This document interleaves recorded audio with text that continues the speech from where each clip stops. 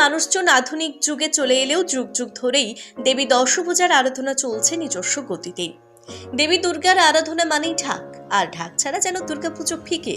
তবে বলতে দ্বিধে নেই, এই সময়ের মধ্যে বাকি আর 5টা ক্ষেত্রের মতো দুর্গাপুজোর আয়োজন থেকে শুরু করে বিভিন্ন ধর্মীয় আয়োজনেও ব্যাপকভাবে আধুনিকতার সংযোজন পরিলক্ষিত হচ্ছে। কিন্তু আধুনিক যুগের সঙ্গে তাল মিলিয়ে সবকিছু বদলালেও বদলায়নি ঢাকের কদর। একটা সময় পর দুর্গাপুজোর আয়োজন থেকে শুরু করে ধর্মীয় বিভিন্ন আয়োজনে ঢাক ছিল অত্যন্ত আবশ্যক, বর্তমানেও ঠিক তাই।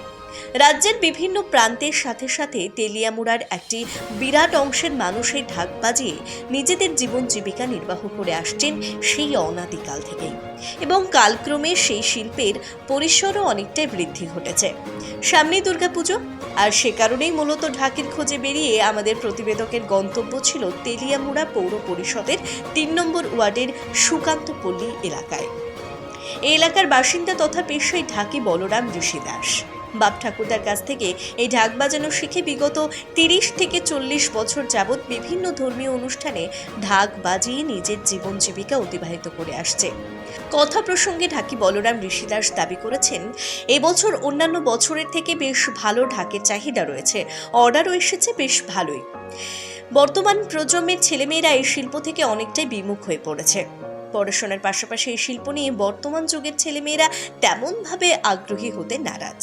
এদিকে একটা অংশ মনে করছে ঢাক শিল্প বা রাজ্যের প্রাচীন ঐতিহ্যমণ্ডিত ঢাক যে এক প্রকার বিলুপ্ত হওয়ার পথে, তার কিছুটা আভাস ঢাকি বলরাম ঋষি দাসের বক্তব্যের মধ্য দিয়ে স্পষ্ট।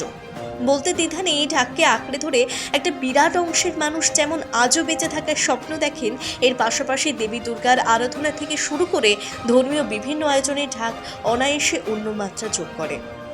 কিন্তু এই ঢাক শিল্পকে বাঁচিয়ে রাখার জন্য পরিকল্পিত উদ্যোগ গ্রহণ করুক, এমনটাই দাবি শুভবুদ্ধি সম্পন্ন সচেতন মহলের। তেলিয়ামুড়া সুকান্তপল্লী কালীবাড়ি। আপনার নাম? আমার নাম মিটন ঋষি দাস, বাবুর নাম বলরাম ঋষি দাস।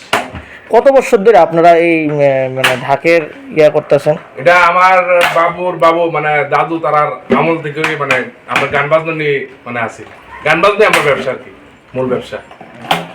এই আপনাদের এই ঢাকের উপরেই ঢাকের বিজনেস মানে ব্যবসার উপরেই কি আপনারা মানে সংসার চলে নাকি? হ্যাঁ, আমরা মানে ঢাক ডোলরে আমরা পেশাগতভাবে নিছি, কারণ এখনকার যুগে মানে পড়াশোনা মানে পড়েও শিক্ষিত মানে হয়েও কিন্তু সেরকম মানে সুযোগ সুবিধা পাইতেছে না, সেই জন্য মানে বাধ্যতার যে মানে ব্যবসাটা আছে ওইটা নিয়ে মানে আমরা এখন ব্যক্তিগত পেশা বানিয়ে নিয়েছি।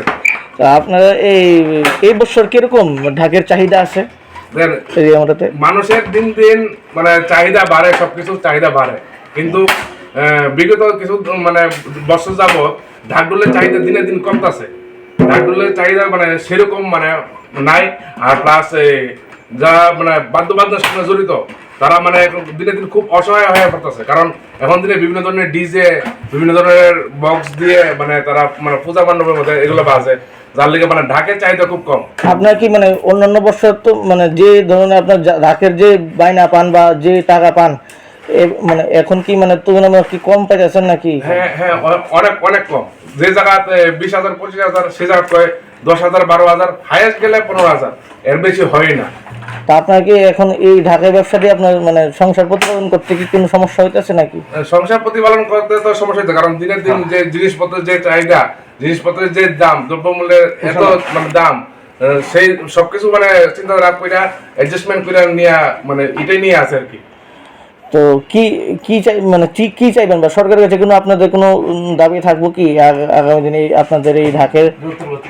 সরকারের কাছে একটাই রিকোয়েস্ট থাকবো যে যেমন মানে গান বাজনা শিল্পী মহলে যারা আছে, আগরতলার মধ্যে যে বড় বড় শিল্পী মহলরা যারা আছে, মানে শিল্পীরা যেরকম একটা সংগঠন আছে, তদ্রুপ সেম মানে ঢাকিরার লিগা একটা সংগঠন একটা বানানো হোক, ঢাকিরার একটা সংস্থা বানানো হোক, যাতে মানে ঢাকিরাও যাতে মানে কোনো মানে সুযোগ সুবিধা যাতে পাইতে পারে, তারাও যাতে মানে যখন কাজকর্ম যারা না পায় তারাও যাতে কোনো একটা আর্থিক একটা সাহায্য সরকার থেকে পায়, ওইটা নিয়ে যাতে সংসার প্রতিপালন করতে পারে।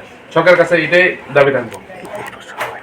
এই বছর কয়টা আপনারা ঢাকের মানে পাইছেন, বাইনা পাইছেন? এই বছর প্রত্যেক বছরই মানে আমরা প্রত্যেক মানে পূজার মধ্যেই ঢাক ডোল মানে দুইজন করে যায়, বাবু যায় একদিকে, আমি যাই একদিকে।